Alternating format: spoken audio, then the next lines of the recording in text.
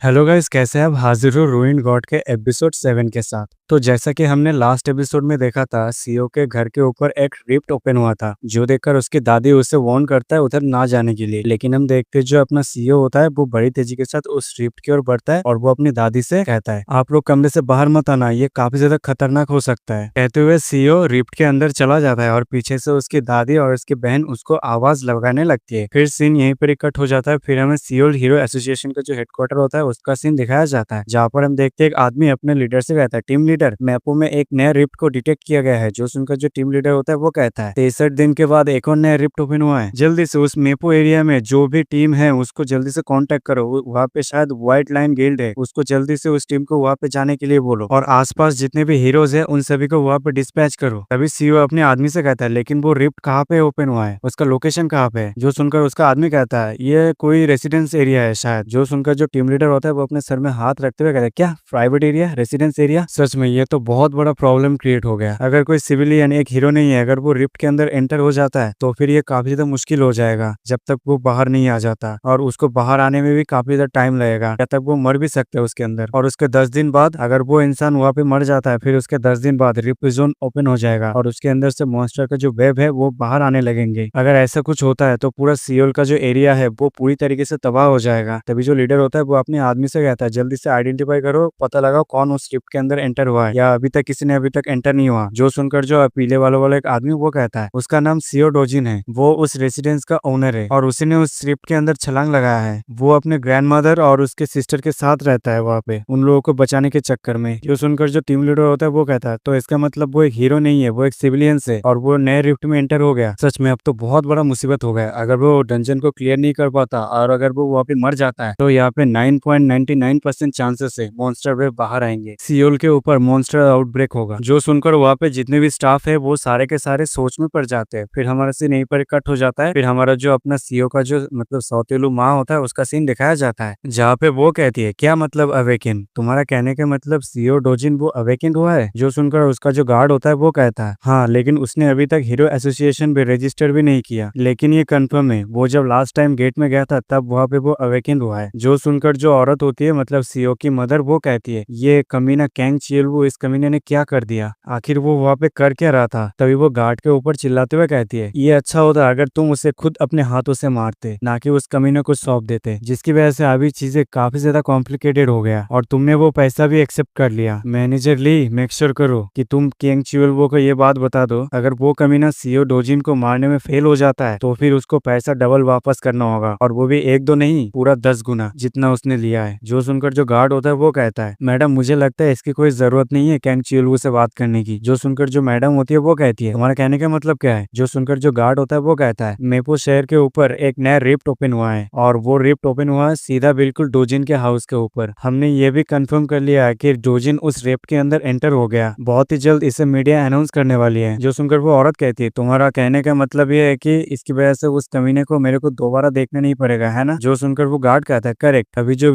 CO की mother होती है वो कुछ सोचने लगता है, फिर वो अपने गार्ड से कहता है, हाँ लेकिन फिर भी तुम चीजों को अपने नजर में रखना। जो सुनकर जो गार्ड होता है वो कहता है, हाँ मैं समझ गया। फिर हमारा सीन यहीं पर कट हो जाता है। फिर हमें रिफ्ट के अंदर का सीन दिखाया जाता है, जहाँ पर हम देखते हैं हमारा जो सीओ होता है वो रिफ्ट के अंदर आया होता है, जहाँ पर हम देखते हैं वो एक फॉरेस्ट के अंदर होता है और वो उस जगह को अच्छे से देख रहा होता है और वो कहता है, मुझे यकीन नहीं हो रहा, सच में ये यकीन करना काफी ज्यादा मुश्किल है। ये वही फॉरेस्ट है जहाँ पे मैं बचपन में आया करता था। ये ग्रास, ये ट्रीज, ये इनहेबिटेड, ये हवा, सारे के सारे चीज बिल्कुल सेम है, एग्जैक्टली सेम। यहाँ तक यहाँ पे जो एवेंडेड माना है जो एटमोस्फेयर में जो घूम रहे हैं और जो स्काई का सेफ है, यहाँ तक क्लाउड, ये सारे के सारे आइडेंटिकल है। और अगर मैं इस रास्ते से जाता हूँ तो मुझे लगता है वो चीज वहाँ पे जरूर होगा। कहते हुए सीओ एक स्माइल देता है और हम देखते हैं वो एक बड़ा सा ट्री के पास आया होता है जो वोल्ट ट्री होता है। फिर सीओ उस वोल्ट ट्री को देखकर कहता है, एक प्राइमोडियल स्पिरिट ट्री जिसके अंदर हाईली प्योर माना बहुत मात्रा में है। मेरी पिछले जिंदगी में ये पेड़ डिस्ट्रॉय हो गया था, इसके पीछे का कारण था इस पेड़ को जला दिया गया था, जिसकी वजह से माना फ्लो पूरी तरीके से रुइंड हो गया था। अगर मैं इसके बारे में सोचूं ये वोल्ट ट्री किस तरह से बर्बाद हुआ था मुझे अभी पता नहीं, लेकिन मुझे लगता है मैं यहाँ पे मेरे माना को रीगेन कर सकता हूँ। कहते हुए सीओ वहाँ पे मेडिटेशन करने की स्टेट में वहाँ पे बैठ जाता है और वहाँ पे वो बैठकर ब्रीदिंग टेक्निक को परफॉर्म करने लगता है, जहाँ पर हमें दिखाया जाता है 1 दिन 2 दिन 3 दिन ऐसे करके कई सारे दिन बीत जाते हैं, जहाँ पर वो खाना पीना सब कुछ भूल गया। ऐसे करके उसको 10 दिन बीत जाता है, जहाँ पे वो ब्रीदिंग स्टाइल को फोकस कर रहा था। फिर हम रात का सीन देखते हैं, लेकिन अगले पल देखते हैं जो अपना सीईओ होता है वो अपनी आंखें खोलता है किसी चीज की वजह से, और हम देखते हैं वहाँ पे काफी सारे मॉन्स्टर आया होता है जिनका नाम होता है वुल्काना। और हम देखते हैं वो सारे मॉन्स्टर वोल्ट्री के पास आया होता है, जो देखकर अपना सीईओ मनीमन कहता है यही वो कारण था मेरे प्रीवियस लाइफ में इस वोल्ट्री को डिस्ट्रॉय होने के पीछे। और हम देखते हैं नीचे जो वोल्काना होता है वो उस वोल्ट्री को अटैक करने के लिए आया होता है, और जो सीईओ होता है वो उन सारे वोल्काना को देखकर कहता है ये और भी ज्यादा अच्छा होता अगर मेरे पास कोई वाटर एलिमेंट स्वॉर्ड होता, लेकिन कोई बात नहीं, मैं इन सारे को शटर कर दूंगा, इनमें से किसी को नहीं छोड़ूंगा। कहती जो अपना सीईओ होता है वो अपने पावर को अनलिश करता है और बड़े ही तेजी के साथ उन वहाँ पे जितने भी वोल्काना आया होता है उसके ऊपर अटैक कर देता है। और हम देखते जो अपना सीईओ होता है उसका जो माना होता है वो चैनलाइज होके मतलब पावर के फॉर्म में वो जो वोल्काना होता है एक वोल्काना के ऊपर लग जाता है, जिसकी वजह से जो वोल्काना होता है वो वहाँ पे चीखने लगता है। अभी जो दूसरा वोल्कानो मॉन्स्टर होता है वो अपने सीईओ के ऊपर अटैक करने के लिए आता है, और हमें यहाँ पे सीईओ माना चैनलाइज के बारे में बताता है। माना को एक जगह पे कंडेंस करके फिर उसको रिलीज करो और फिर जाके वो कीवाई के फॉर्म में जाके डेटोनेट हो जाएगा। हालांकि यहाँ पे काफी समय बीत चुका है जब मैं इतने सारे माना को एक ही टाइम पे रिलीज किया। तभी जो मॉन्स्टर वोल्केनो होते हैं वो अपने मुंह पे अपने पावर को गैदर करके अपने सीईओ के ऊपर अटैक कर देता है, मतलब लिस्ट कर देता है। और हम देखते हैं अपने जो सीईओ होता है वो अपने माना को यूज करके अपने आसपास एक शील्ड जैसा चीज क्रिएट कर लेता है, जिसकी वजह से जो उनका जो अटैक होता है वहीं पे डिफ्लेक्ट हो जाता है। फिर सीईओ नीचे उतरते हुए कहता है ये मेरा रिस्पॉन्सिबिलिटी है इस वॉल ट्री का सेफ्टी को, और अभी मेरे बॉडी के अंदर जो माना है चलो मैं देखता हूँ आखिर ये क्या कर सकता है। कहते ही सीईओ अपना वेयर हैंड से उन सारे वोल्केनो का जो मुंह होता है उनको पकड़ लेता है और अगले पल उनके मुंह से उन सभी को वहीं पर शैटर कर देता है, जिसकी वजह से हम देखते हैं वहाँ पे ब्लास्ट हुए जा रहा होता है। और जो वोल्केनो मॉन्स्टर होता है उन सभी का जो बॉडी होता है वो वहाँ पे राख में बदल जाता है, और साथ ही साथ मॉन्स्टर के अंदर से मैजिक स्टोन निकलता है, जो देखने के बाद अपना सीईओ कहता है चलो ये कंफर्मेशन तो हो गया, तुम लोगों को फिनिश करने के बाद शायद मुझे यहाँ पे अनडाइंग एम्बुलेंस मिल जाए। मुझे याद है ये सब मिलने का जो रेट है वो बहुत ही ज्यादा हाई है, चलो देखता हूँ आखिर तुम लोगों में से कितना निकलता है। कहते ही जो सीईओ होता है वो बिजार्टली उन सारे मॉन्स्टर के ऊपर टूट पड़ता है, और फिर वो एक एक करके वहाँ पे जितनी मॉन्स्टर होता है उन सभी का वहीं पर काम तमाम कर दिया होता है। फिर हम कुछ समय बाद का सीन देखते हैं जहाँ पर हम देखते हैं सीईओ को कुछ नोटिस होता है, और हम देखते हैं जमीन के ऊपर एक गोल्डन कलर का क्रिस्टल होता है, जो देखकर सीईओ उसको उठा लेता है और वो कहता है अनडाइंग एम्बर, चलो फाइनली ये मुझे मिल गया। कहते ही सीईओ उस क्रिस्टल को जोर से दबोचता है, और हम देखते हैं अगले पल उसमें से काफी सारे एनर्जी निकल के सीईओ के हाथ में कंडेंस होने लगता है, और हमें सीईओ इसके बारे में बताता है वॉल ट्री के थ्रू मुझे माना खट्टा करना बहुत ही ज्यादा पसंद है, लेकिन जो मेरा करंट बॉडी है ये काफी ज्यादा इम्पॉसिबल है खट्टा करना, लेकिन इसके जरिए मैं एम्बर को एब्जॉर्ब कर सकता हूँ। कहते ही सीईओ उस एम्बर को अपने बॉडी में एब्जॉर्ब करने लगता है और कहता है और मैं अपने सारे माना को फायर एट्रीब्यूट में कन्वर्ट कर सकता हूँ। लास्ट टाइम मैंने अपनी प्रीवियस लाइफ में इस तरह का एम्बर को फेंक दिया था, उसको एब्जॉर्ब नहीं किया था। अगर मैं उसके बारे में सोचूं तो अभी मुझे गिल्टी फील हो रहा है उस टाइम। तभी हम देखते हो सीईओ फाइनली उस एम्बर को एब्जॉर्ब कर लेता है, और हम देखते हो वापस जमीन पर और भी बहुत सारे एम्बर्स इकट्ठा होता है, मतलब गिरा हुआ होता है, जो देखकर सीईओ मनीमन कहता है चलो इन सबको एब्जॉर्ब करने में मुझे टाइम तो लगेगा। कहते हुए सीईओ उन सारे एम्बर्स को एब्जॉर्ब करने लगता है, और साथ ही साथ इस एपिसोड का एंड यही पे हो जाता है। तो अगला जो एपिसोड आएगा वो बहुत ज्यादा कमाल का होने वाला है, क्योंकि उसमें काफी सारे शॉकिंग फेस आपको देखने को मिलेंगे। तो अगर आपको मिस नहीं करना तो चैनल पे बने रहना, और अगर चैनल पे नए हो तो चैनल को सब्सक्राइब करके बेल आइकन को ऑल पे सेट कर देना। मिलते हैं अगले शॉकिंग एपिसोड के साथ, तब तक के लिए सायोनारा।